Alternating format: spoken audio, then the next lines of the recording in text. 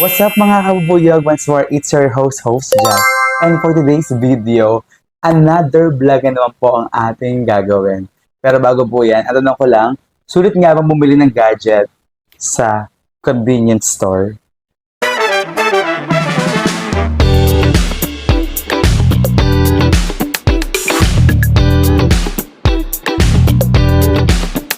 So mga kabuyog, kakawi ko nga lang galing Dali. At nakita ko nga doon ay bibili-benta silang mga wireless earphones, smartwatch, and power bank. So yun nga, ay dahil nga wala tayong headset, ay bumili nga tayo doon sa Dali.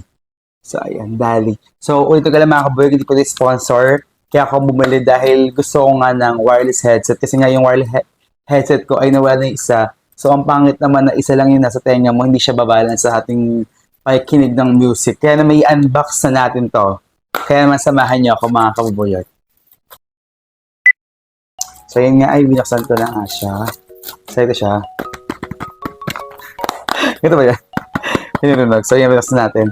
So nakalagay dito sa may likod, yung usage niya hanggang 15 hours. Pero naman yung charging time niya 1 to 1.5 hours or set kalating oras siya. So yung ayan, battery capacity niya is 200 milliampere. So yun nga guys. Yan, binabasa natin yung likod. So tingnan natin.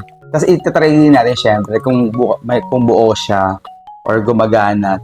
Pero sabi naman nila, 7 days naman yung warranty. Basta wag lang itapon yung resibo. Kahit saan naman din yun. Kahit pumunta kayo ng mall, may mga warranty naman to. So yun nga lang sa Dali tayo bumili. Kasi nga, na-intriga lang ako kasi nagbebenta sila ng mga ganito.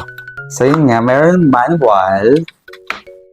And of course, merong charger. Wala lang talagang adapter or yung pinakaulo. So ito siya. Grabe, umiilaw agad siya. Oh. Kung makikita nyo mga kabubuyog, talagang nag-work siya. Tapos ayun, wait, parang nag-charging na siya agad sa kanyang case, sa lalaganan niya.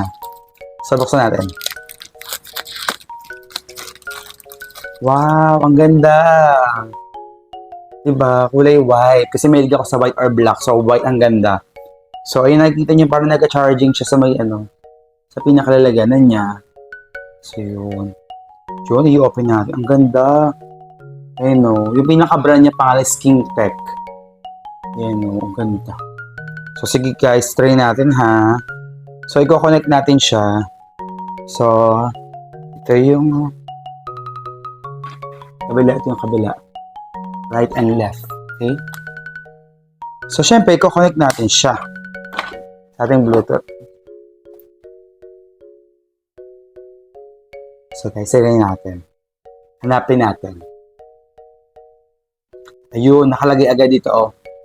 Yan, King Tech wireless earphones. So, ayan siya. So, choose natin. Connect na natin. Yun, ang ganda. Tumunog agad. Meron agad dito na nag-connect. So, try yan sa YouTube. So, ipapanoodin ko yung vlog. Tignan natin. So, ito siya.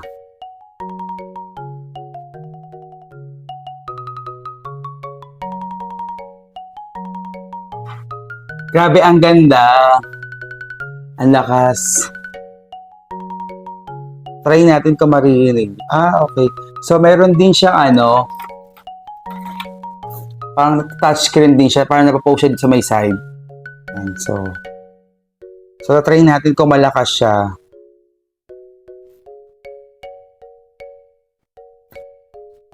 Lakas, ang ganda. So paparinig ka sa inyo. So ayan.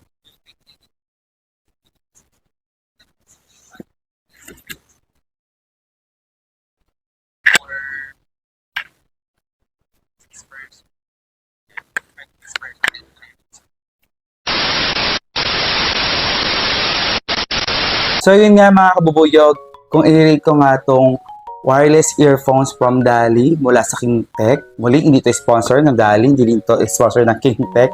So nagustuhan ko lang siyang bilhin. Kung i-rate ko siya ay 8/10. Bakit 8/10? So yun nga ay medyo nakukulangan pa ako sa lakas pa, parang ganun. So ayun nga. Pero napakaganda niya.